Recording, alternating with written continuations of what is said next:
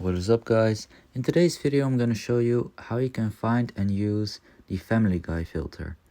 The Family Guy filter is a filter on TikTok which is going viral now, and it's like a memory game, so you gotta choose all the right pictures. I'm going to show you now.